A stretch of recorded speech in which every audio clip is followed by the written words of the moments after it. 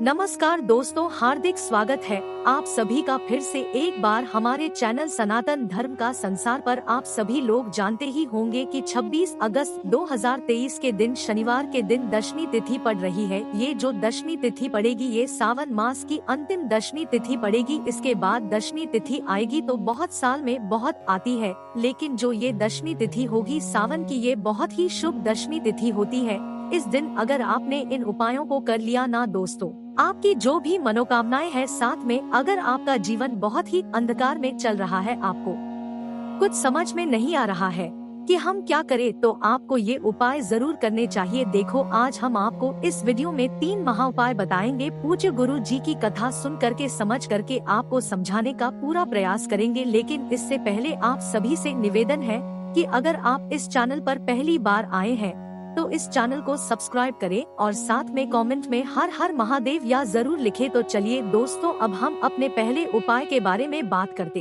हैं। सबसे पहले आपको शहद लेना होगा। यहाँ पर इस बात का जरूर ध्यान दें कि जो शहद आप लेंगे वो शुद्ध होना चाहिए, मतलब मिलावट वाला नहीं होना चाहिए। और फिर इसके बाद में आपको साथ में लेनी होगी शमी के पत्र। शमी के पत्र आप कहीं से भी ले सकते हैं, आपको एक मिल जाए तो एक ले सकते हैं, या 3 या 5 या 9, आपको विषम संख्या में ही शमी के पत्र आपको लेने। फिर इसके बाद आपको लेना होगा तांबे के पात्र में शुद्ध जल। फिर ये तीनों चीजें जो हमने आपको बताए हैं, शमी के पत्र, शहद और तांबे का पात्र, जो भी आपने लिया है, ये तीनों चीजें आपको भगवान शिव जी के मंदिर में ले जानी होंगी। जहाँ भगवान शिव जी की शिवलिंग हो, कहीं पर भी हो, आपके घर के आसपास कहीं पर भी हो, वहाँ पर आपको ले जानी होंगी। जब आप भगवान शिव जी के मंदिर में पहुँच जाएंगे, भगवान शिव जी के शिवलिंग के पास पहुँच जाएंगे, तब आपको करना क्या होगा, जो आप तांबे में शुद्ध जल भरकर लेकर आए हैं, उसको सबसे पहले आपको भगवान शिव जी की शिवलिंग के ऊपर श्री शिवाय नमः मंत्र बोलते हुए मतलब चढ़ा देना होगा। यहाँ पे इस बात का जरूर ध्यान दें कि सबसे पहले ही आपको उस जल को चढ़ा देना होगा, बाद में नहीं चढ़ाना होगा। फिर इसके बाद जो आपके समीप पत्र हैं, जो भी आप 1 या 3, 5 या कितने भी लेकर आए हैं, विषम संख्या में ही आपको लाना था। तो जो भी आप समी के पत्र लाए हो, उनको आपको करना क्या होगा, जो शहद आप साथ में लाए हैं, उस शहद में आपको शमी के पत्र जो है उनको हल्के से डूबा देना है। मतलब कहने का तात्पर्य ये है कि जो शमी के पत्र है उनमें शहद लग जाए। जब आपके शमी के पत्रों में शहद लग जाए तो उन्हीं शमी के पत्रों को आपको भगवान शिव जी के शिवलिंग है उसके ऊपर चढ़ाना होगा। जो आप शमी के पत्र भगवान शिव जी के शिवलिंग के ऊपर चढ़ाएंगे, अगर आपके पास एक से ज्यादा समीप पत्र है तो वो आपकी श्रद्धा भाव के ऊपर डिपेंड करता है। एक के ऊपर एक करके भी आप चढ़ा सकते हैं, और जो होंगे उसको फूल की आकृति में आप बना के चढ़ा सकते हैं। मतलब जो भी आपको आकृति आती हो, आपको लगे कि भगवान शिव जी की जो शिवलिंग है इस आकृति में बहुत ही प्यारी लगेगी, तो उस आकृति में आपको उन समीप के पत्थरों को चढ़ा देना होगा भगवान शिव जी की शिवलिंग के ऊपर। जब आप भगवान शिव जी की शिवलिंग के ऊपर समीप पत्थरों को चढ़ा देंगे, फिर उसके बाद आपको करना क्या होगा, भगवान शिव शिवलिंग के पास आपको वहीं पर बैठ जाना होगा।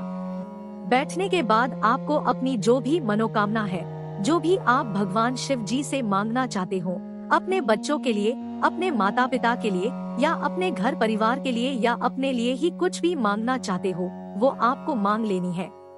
इस उपाय को करने से एक बहुत ही बड़ा फायदा होता है सभी को, कि जो भी आपके धन की समस्या होगी वो बहुत ही जल्द भगवान शिव जी पूरी कर देंगे। धन की समस्या कहने का तात्पर्य ये है कि धन पीछे क्या होता है, कभी कभी घर पर लड़ाई होती है, या आपका कर्जा बहुत हो जाता है, या आपके घर में बहुत ही धन की कमी होती है, तो आपको इस उपाय को बहुत ही विशेष रूप से करना होगा। तो चलिए दोस्तों, अब हम अपने दूसरे उपाय के बारे में बात करते हैं। ये जो दूसरा उपाय है, इसमें आपको मात्र 5 हरे मूंग के दाने की आवश्यकता पड़ेगी, और साथ में आपको लेना होगा 2 तांबे के पात्रों में शुद्ध जल। यहाँ पर इस बात का ध्यान दें कि जो तांबे के में आप शुद्ध जल भरेंगे वो आपको घर से ही भरना होगा। फिर इसके बाद ये जो आपने तांबे के पात्र लिए हैं 2, और जो आपने 5 हरे मूंग के दाने लिए हैं, ये आपको तीनों चीजें ले जानी होंगी भगवान शिव जी के मंदिर में। जहाँ कहीं पर भी हो, भगवान शिव जी के शिवलिंग आपके घर के आसपास कहीं पर भी हो सकते हैं, वहाँ पर आपको ले जानी होंगी जब आप भगवान शिवजी के मंदिर में पहुँच जाए। भगवान शिवजी की जो शिवलिंग होगी उसके पास पहुँच जाए तब आपको करना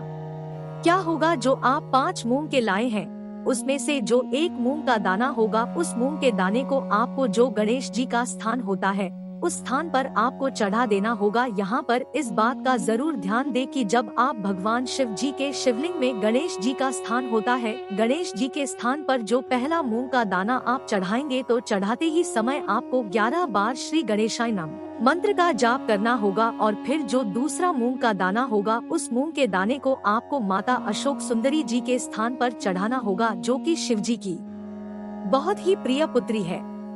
फिर जो ये तीसरा मूंग का दाना होगा उसे आपको जो भगवान शिवजी के मंदिर में नंदी होते हैं, नंदी के सीधे पैर की तरफ आपको इसे चढ़ाना होगा। अब हम में से कुछ लोग पूछेंगे कि नंदी जी का सीधा पैर कौन सा होता है, तो हम आपको बता दें कि जो नंदी जी का उठा हुआ पैर हल्का सा होता है, आगे की ओर होता है, वो नंदी जी का सीधा पैर होता है। तो उसी स्थान पर आपको तीसरा मूंग का दाना चढ़ाना होगा।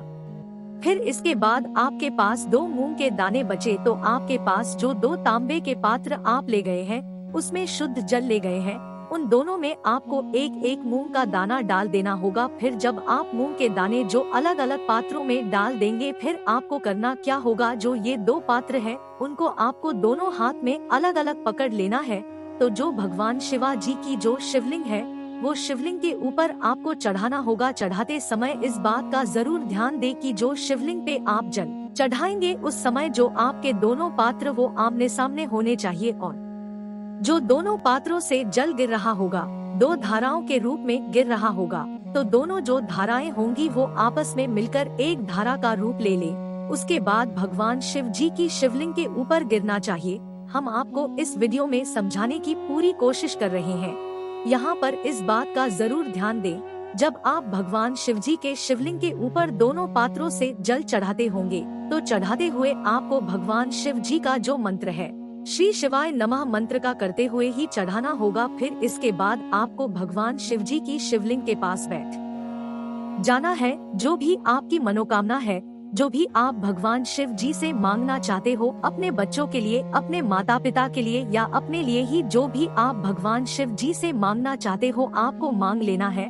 और साथ में हम आपको ये भी बात बता दें कि ये उपाय जो भी करता है उसके घर परिवार में कभी भी ज्ञान की कमी नहीं होती है। कहने का तात्पर्य ये है कि जो भी आपके बच्चे हो उनका पढ़ाई में मन लगने लगता है, बुरी संगत छोड़ देते हैं और आपके परिवार में बहुत ही खुशियाँ आती है। तो चलिए दोस्तों, अब हम अपने तीसरे उपाय के बारे में बात करते हैं। ये जो तीसरा उपाय है ये बहुत ही छोटा, बहुत ही आसान उपाय है।